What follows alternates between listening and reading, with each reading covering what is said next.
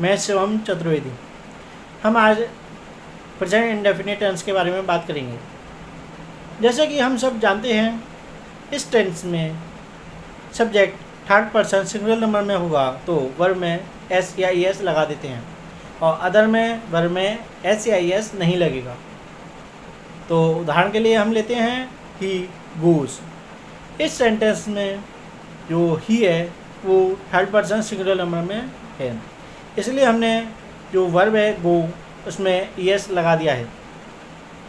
और जैसा कि हमने कहा अदर में वर्ब में एस या ई एस नहीं लगेगा, तो उसके लिए एक उदाहरण लेते हैं आई गो। जैसा कि आई जो है वो थर्ड पर्सन सिंगुलर नंबर नहीं है, इसलिए हमने वर्ब में एस या ई एस नहीं लगाया। अब इसी का हम नकारात्मक बनाते हैं तो डू डज का प्रयोग करते हैं। जैसा कि हमने अभी कहा थर्ड पर्सन सिंगुलर नंबर में वर्ब में एस या ई एस लगाते हैं, तो वही हम यहाँ प्रयोग करेंगे, लेकिन वर्ब में एस या ई एस ना लगा के हम उसकी जगह डज का प्रयोग करेंगे।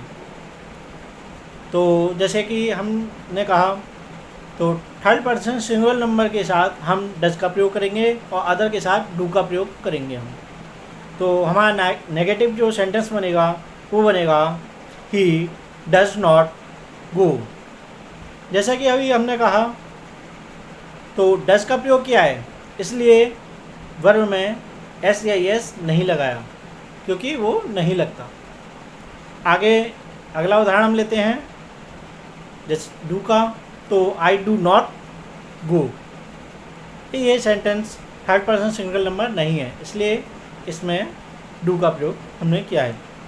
आगे हम प्रश्नवाचक शब्द बनाएंगे, सेंटेंस बनाएंगे, तो उसमें हम पहले डू डज को रखेंगे, फिर सब्जेक्ट को रखेंगे, फिर वर्ब को रखेंगे फर्स्ट फॉर्म में। अब प्लस ऑब्जेक्टिव अदर जो कोई आता है, तो इसमें एक सेंटेंस बनेगा उदाहरण के तौर पे डज ही गो और डू आई गो। ये दो सेंटेंस बनेंगे। अब जब हम प्रश्न में नेगेटिव है, प्रश्नवाचक भी है और नकारात्मक भी है, तो उसमें हम फिर क्या करेंगे, तो करेंगे हम पहले डू डज का प्रयोग, फिर सब्जेक्ट का, फिर नॉट और फिर वर्ब का, फिर ऑब्जेक्टिव। इस तरीके से हम सेंटेंस को बनाएंगे। तो उदाहरण के लिए does he not go, do I not go. इस तरीके के सेंटेंस हमारे बनेंगे। आज का पाठ बस इतना ही। नमस्ते।